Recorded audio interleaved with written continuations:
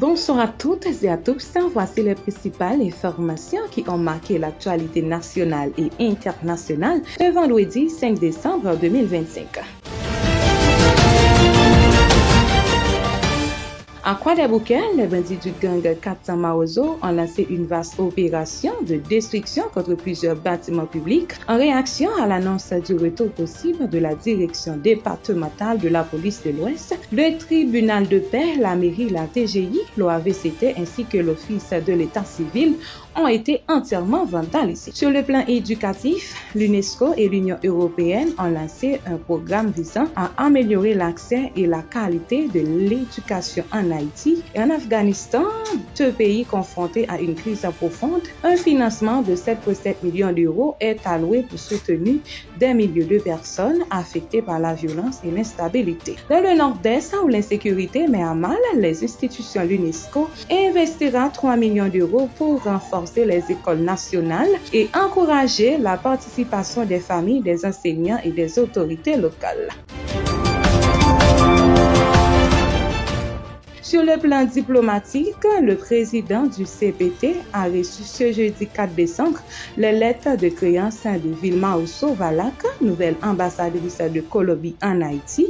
La cérémonie s'est déroulée en présence du chancelier haïtien Jean-Victor Avel Jean-Baptiste. La diplomate colombienne a renouvelé l'engagement de son pays à renforcer la coopération avec Haïti dans plusieurs domaines prioritaires. Autre point de l'actualité, la direction de l'immigration et de l'émigration, en collaboration avec l'ISI, a présenté le projet I4, une carte digitale destinée à faciliter les déplacements des voyageurs en Haïti. Ce système permettra aux usagers de remplir en ligne 72 heures avant leur voyage les formulaires habituels requis par la douane, la AN ou les services migratoires. L'objectif est de renforcer le contrôle migratoire et améliorer la collecte des données nationales. Sur le terrain de l'insécurité intérieure, la situation sécuritaire continue de se détériorer. Thelma 31 est devenu un nouveau foyer de kidnapping. Au moins 5 cas d'enlèvement ont été enregistrés hier jeudi, portant à 8 le nombre total d'enlèvements recensés en 2 semaines dans la zone. Les habitants lancent un SOS aux autorités et demandant un renforcement urgent des patrouilles policières. À l'international, accord de paix en Afrique centrale, un accord de paix a été signé ce jeudi 4 décembre entre le Rwanda et la République démocratique du Congo à Washington sous la médiation du président américain Donald Trump. Cet accord met fin au conflit déclenché en mars 2022 par la résurgence du groupe armé M23. Concernant la justice internationale, l'ancien chef du gang 400 Maozo, Germaine Joly, alias Melon, a été condamné à la prison à vie aux États-Unis pour l'enlèvement de 17 missionnaires américains. Selon le Miami Herald, aucune libération conditionnelle ne lui sera accordée. Il devra également payer une amende symbolique de $1 700.